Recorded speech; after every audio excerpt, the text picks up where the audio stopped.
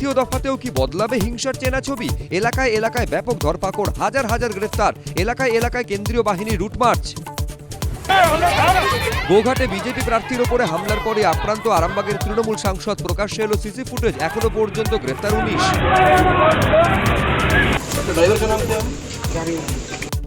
জাহাঙ্গীরের বাড়িতে গিয়ে হুঁশিয়ারির পর ফলতার রাস্তায় যোগী রাজ্যের দাবাং আইপিএস, লিস্ট ধরে ধরে কেন্দ্রীয় বাহিনী নিয়ে তল্লাশি।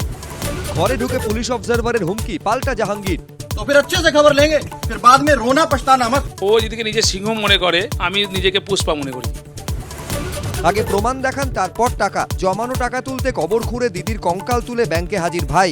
ওড়িশার ঘটনায় আতঙ্কে ব্যাংকের গ্রাহকরা।